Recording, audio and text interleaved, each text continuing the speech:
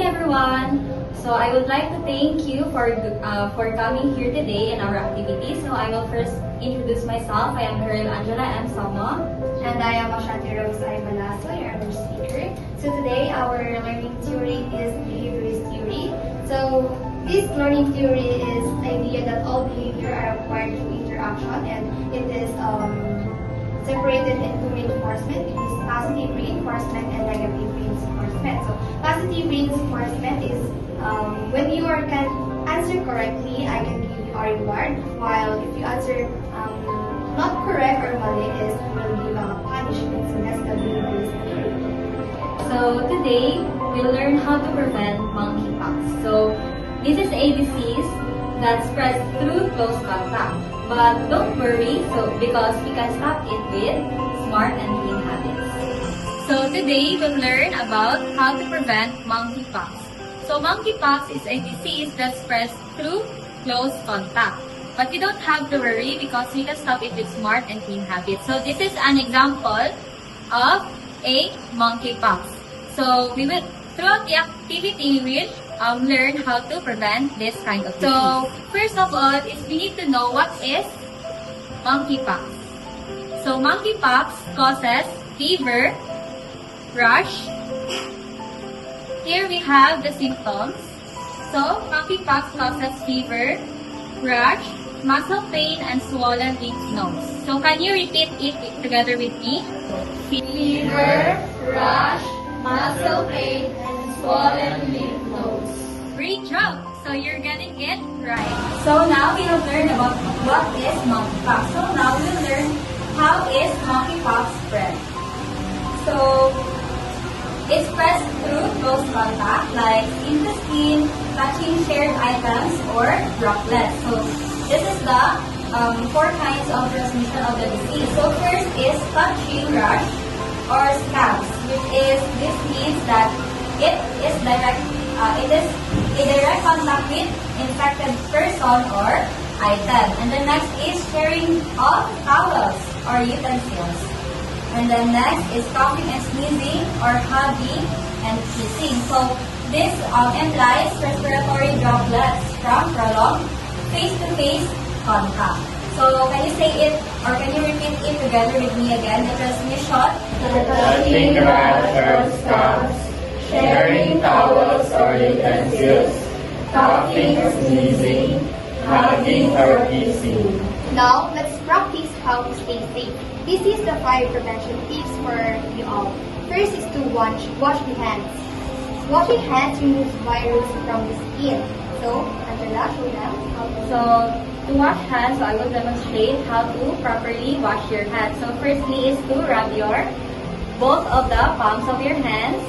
And then next is to interlace and then interlock between your fingers to pay attention to the interdigital spaces of your hands. And then next is your fingertips. Rub your fingertips between your palms to entirely remove the bacteria from your fingertips. And then lastly is repeat this 2 times and then wash your hands with a clean water. Next, second tip is to avoid sharing personal items with other people because personal items can carry the virus. For example, your towel, your toothbrush, the beddings, and etc. that are only for personal use. And then, the third prevention tip is to wear a mask. So, if you see a person na may mga rash, may mga fever, so it is common sense lang na magpalit sa kanila. And then, isolation limits exposure. So, if you know that yourself na may lagnat ka or yung friend mo may lagnat, isolate yourself from them so to prevent the spread of the monkeypox or the virus.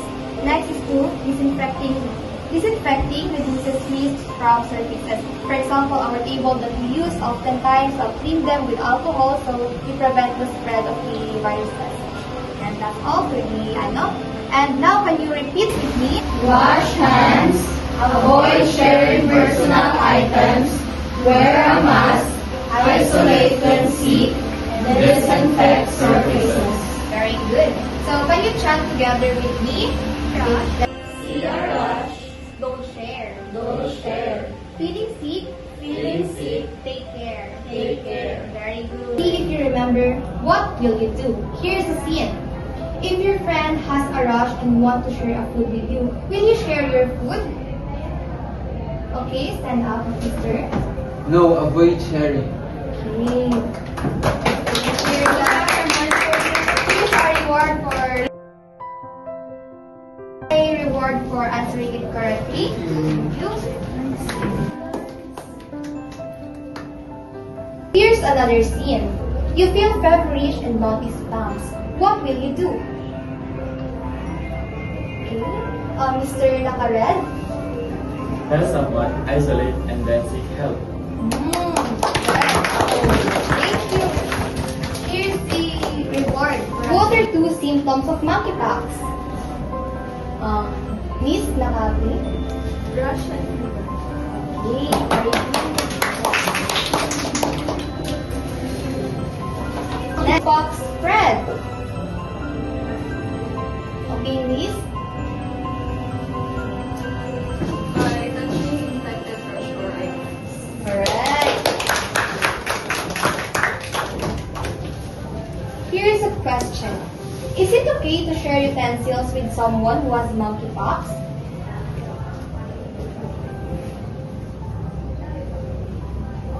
Miss? No. No, correct. It's not okay to share with someone sa utensils kay baka mas ano rin tayo hawaan. Next. What does prevent monkeypox? Washing hands and avoiding close contact. Correct. And lastly, what should you do if you see someone with symptoms? Okay, Miss? Isolate and go to the nearest health center. Correct. Okay, everyone answered correctly and I see that you guys have learned something from today. For participating everyone, I see that you guys have learned something from today. Congrats everyone. So thanks for being awesome health protectors. Remember, clean, cover, avoid. You're now monkeypox smart. Congrats everyone.